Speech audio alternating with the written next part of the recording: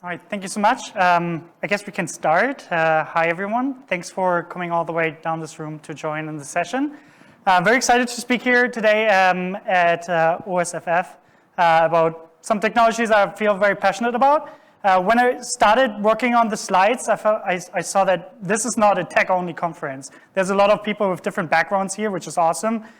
So I was wondering today, by show of hands, I was wondering about how technical the people are here today. So by show of hands, who of you has dabbled with HTML and CSS in the past before? Okay, many hands up there. Awesome. And who of you has built performant desktop application that work across Windows, Ubuntu, and Mac? Okay, I see not as many hands.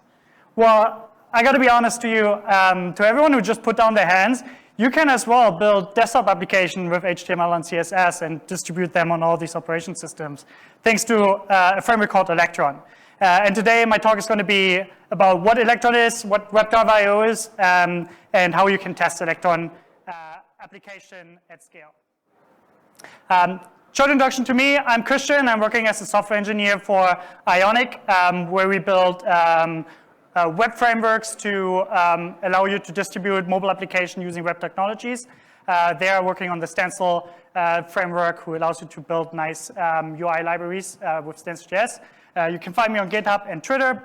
Most of the time, I'm also working on a framework, on an open source tool called WebdriverIO, which is part of the OpenJS Foundation. In this session, we want to pretty much look into what Electron is, how you can build desktop application through web technologies. I'm going to talk a little bit about what WebdriverIO is and how you can test application, especially Electron application. And then I have a little live demo where we can see both in action. Starting with, what is Electron? Who of you have heard about Electron.js before? Okay, some of you. So you might be familiar that Electron is a developer framework that allows you to create a nice native desktop application and distribute them across all the different operation systems. It uses Chromium under the hood to render the application, and you have to write JavaScript code in Node.js or within Chromium to render the application. Electron.js came out of the development of Atom, which is one of the first hackable IDEs back in the days that has been built by the GitHub team, or the folks over at GitHub. And they used Electron back in the days to distribute their hackable HTML, CSS-based IDE to all the developers out there. And so they created the Electron.js as a side project. And as we all know, today, Atom has been sunsetted by the Electron team, by the GitHub team, but Electron is still one of the favorable choices of developers today to build and distribute native desktop applications. I'm 100% sure every one of you has currently an Electron.js open on their application, on their machine, or have one Electron application installed. You see by the variety of logos that you can build native desktop application for various use cases with Electron, being it a messaging application like Slack, video streaming application like Twitch, or productivity tools like VS Code or Figma. Electron is well versed for all these use cases, and allows you to distribute your apps, across all these platforms. One of the advantages and one of the reasons why a lot of these companies choose Electron to build these mission-critical applications is that Electron, like WebdriverIO, is part of the OpenJS Foundation. And we've heard in today's keynote that there's no way to build software these days without taking open source into consideration. Open source is everywhere, and if we add open source dependencies to our tool chain, we have to be very, very well careful about what types of projects we add to our project, because if we build software that has to be sustainable and is critical to our business, we might want to look into how these open source software operates. And having a project under the OpenJS umbrella really much ensures that project has a long longevity, and they are well managed and well governed. We have, for instance, I'm not sure if you have heard about the rights rigid model, where you have this new startup that pushes out a new open source tool and makes it everyone to use it until it becomes very critical to your infrastructure, and then they start adding features that only you as a paid customers can use. And having a project being part of the OpenJS Foundation really makes sure that there's no financial interest of any company involved in the project, and a project cannot die from one day to another because a company decides to cut the resources of the team that works on that open source project. And all these companies that rely or build Electron.js applications, they really double down on all these very great features that Electron.js provides you. Starting with security, like Electron.js, even though you can basically see the source code of your native desktop application, can be as secure as any website on the internet, right? If you build, with security in mind, there's really no way, or there's very hard ways to, make your application less performant than a web application. And the Electron.js team has actually done a very good job to, provide best practices and choose nice or great configuration defaults that make the application developers less risk to run into security issues when deploying their application. Electron.js developers have a lot of access to low-level primitives of the operation system, starting with the tray icon, system integrations. You can do all these things with Electron.js apps as well. Another thing is the hardware accessibility. If you have an application that relies on a on a USB device or requires Bluetooth access, there are web platform APIs that allow you to do that today. Performance is an interesting one. There have been many claims that Electron.js applications are less performant than native written ones, which is to some extent true, because since Electron ships with Chromium and Node.js bundled, the size of an Electron.js application can be larger than a normal one. However, that might be a fine trade-off given the other advantages that you have when building desktop application, which brings me to the next point, cost and time.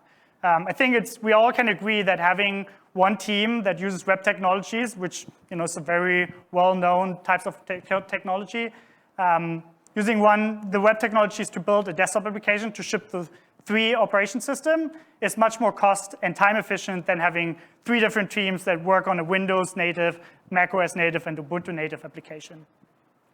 And lastly, distribution.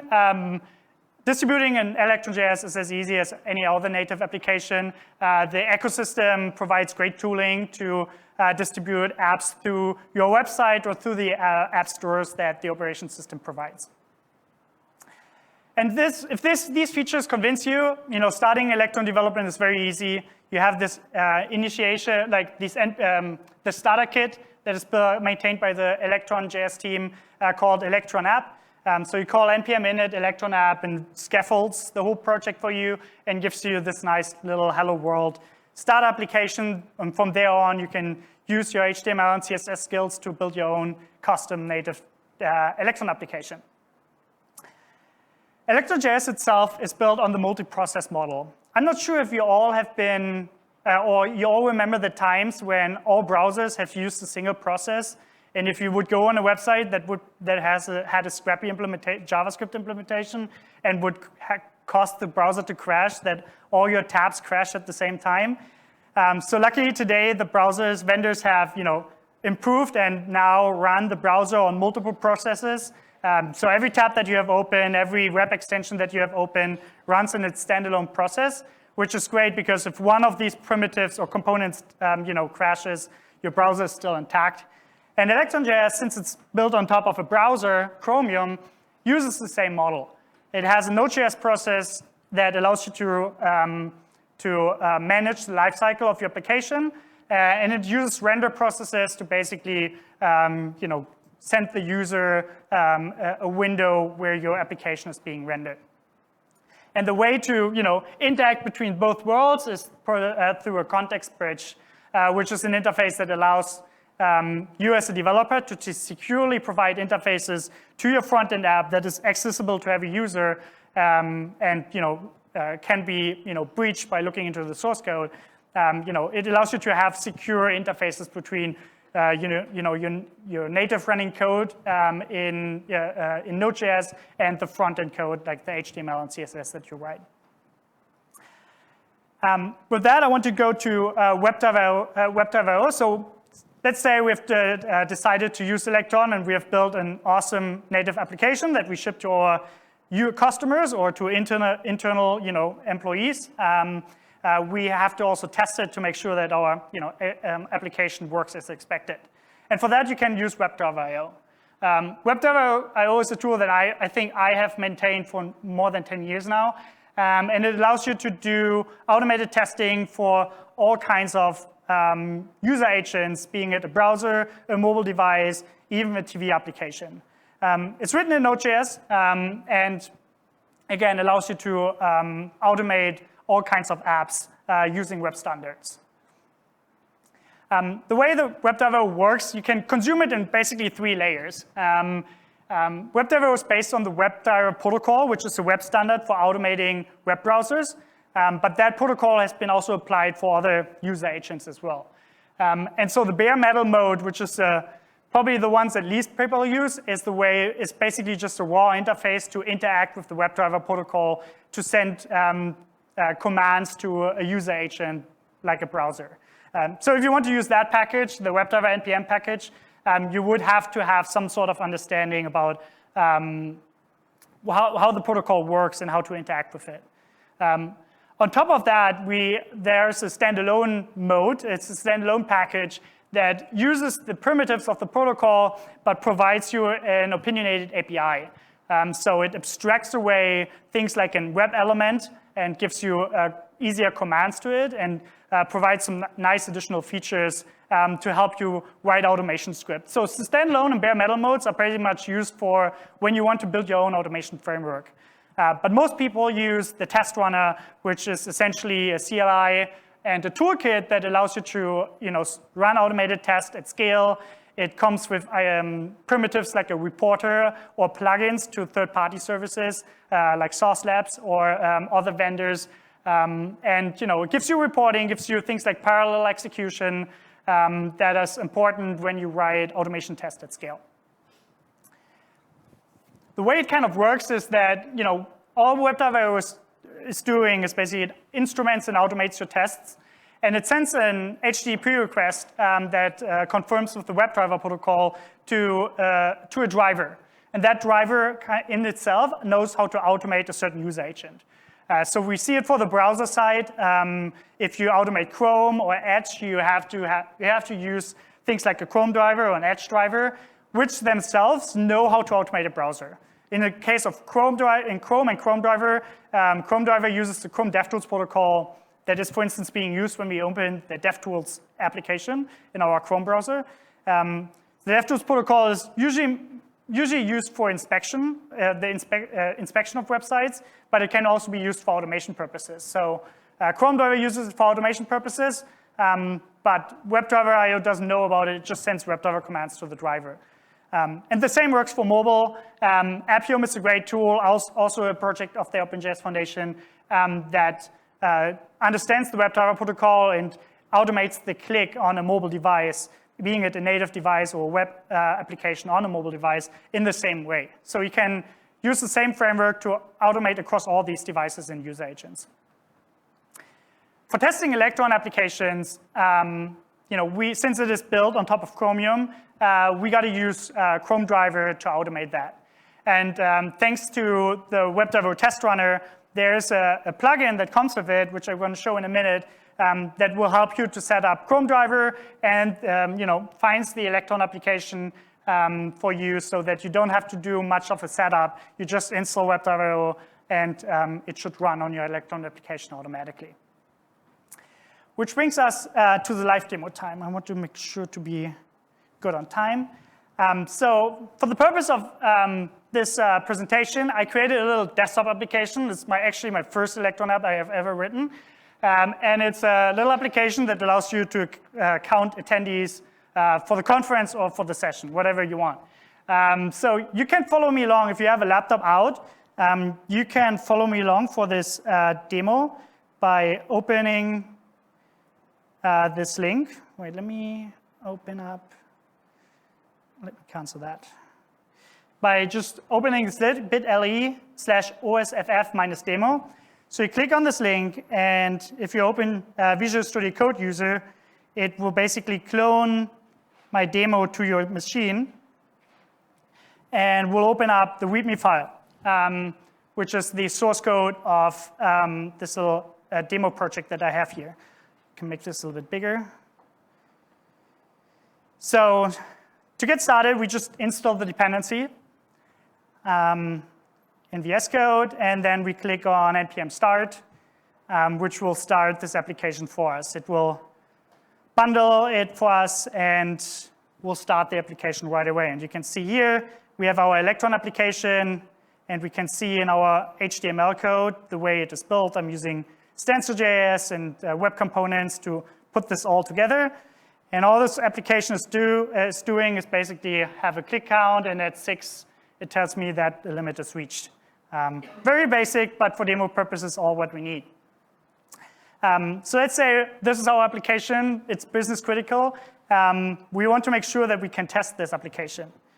And in order to add testing to it, all we need to do is go in our terminal and initiate WebdriverIO in our project. Similar to the Electron app, WebdriverIO has an initiation command as well, which is at WDIO at latest, and then dot for using the current directory. And this kind of like walks us through a little setup guide. It installs the CLI for us, and I hope the Wi-Fi gods are with us. And then it walks us through a bunch of questions to get us set up. So it asks us if the project we are in is correct, and then it asks us which kind of types of testing we want to do. I mentioned WebdriverIO does a bunch of different purpose testing. We can do web or mobile test, web or mobile end-to-end test. We can do component tests in the browser when we want to test our React, Vue, Svelte components in the browser. WebdriverIO can do desktop testing in Electron.js applications, or for native macOS application as well, or if you're fancy and want to test your VS Code extension. But we want to do Electron application testing. It will also ask us which kind of build system we use for Electron. This little starter kit project that I have uses Electron Forge. And then we can pretty much just follow the standard recommendations, and it will install all the necessary packages for us. And then we can just go ahead and run the test using the WebdriverIO script, which has been added by the wizard. It will prompt us, however, because we haven't had time to package our application yet. So that we need to do first. So we have to compile our application into a binary in order for WebdriverIO to be able to open it and test it. So that will be done by the package command. It uses Electron Forge, which is a bundler for Electron to help you create distributions for all operation system. And once that is done, we can call the command again, and WebdriverIO will install a Chrome driver, and will figure out where your application lives, and then it will test it. As you can see, you see nothing because the test immediately shut down because there's just nothing really going on here. In our little script that we have here, let's just add some tests. You see the little button on the application. So let's make sure that we can click the button 3 times, and it showed 3 attendees being there. So when we run our test, the application would be up. And so what we need to do now is query the button and click on it. We do that by creating a button variable and using the $sign command to fetch a button within a web component. And then we just say button click 3 times. 1, 2, 3. And then we expect that the button has a text of, I think, attendee count. Wait, let me see the README. we expect the button to have a text called attendee count is 3. And we add a little pause in here so that we can see the application at least for a little bit before it closes down. Not this. I don't need this. So let's run this test again. And again, WebDriver will spin up the application. And now we can see that the button has been clicked 3 times. And our test passed. Let me see, have we a little bit more time? 20 minutes. I have one more thing I want to show. So with the service and the plugin that WebdriverIO uses, you can even go into the application at runtime and modify the Electron APIs for your need of testing. For instance, if you don't want to call any APIs because you don't support it in your tests, you can just mock them out and execute something else for it. To make this possible, all we need to do is hook WebdriverIO into your application by importing it when you run your test. So if it's test, we require a little WebdriverIO hook for main. And we do this for the app.js is the main lifecycle, Node.js part of the application. And the preload is what is running in the renderer before. And here we do the preload stuff. So this allows the WebdriverIO to hook into the Electron API and allow you to execute code in it. And now we can, in our test, pretty much, I want to just show you what happens if I click too much. Then you will see the alert. So if I click 6 times, you will see this alert will pop up.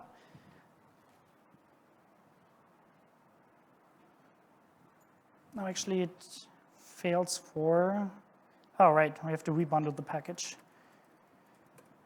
Because I made changes to our application, we have to repackage the application again. That will take a second. But you remember the alert that popped up when we had more than 6 users clicking on, or 6 attendees.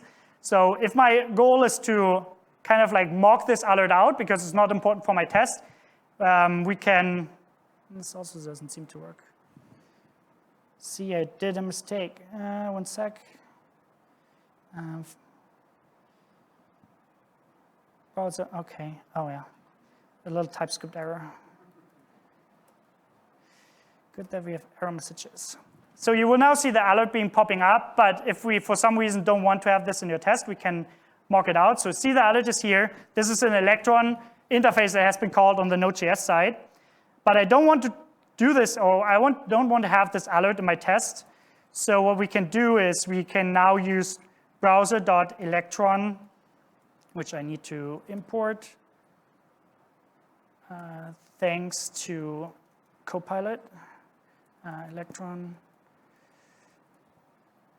So I want to, the Electron interface that I get with the service now allows me to execute in the main process of the application.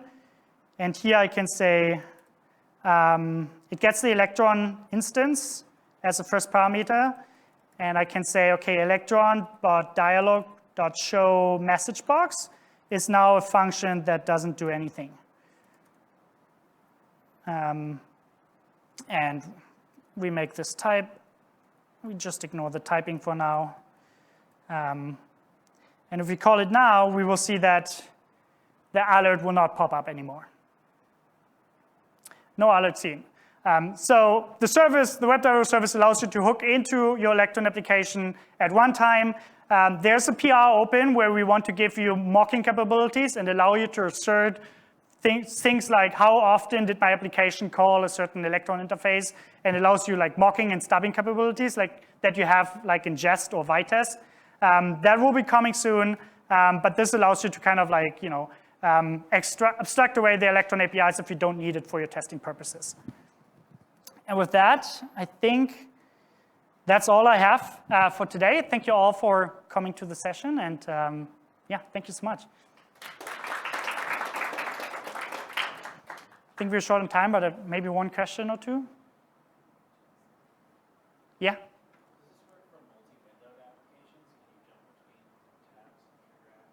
Yes. The WebDriver protocol has primitives that allows you to switch between windows, similar to like in tabs in browser.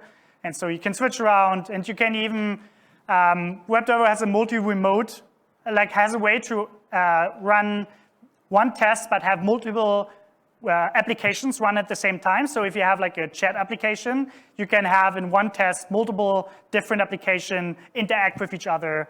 So this kind of mode is usually used if you have a chat application or a game, and you want to have one test where you have your players play a game or interact with each other in a test.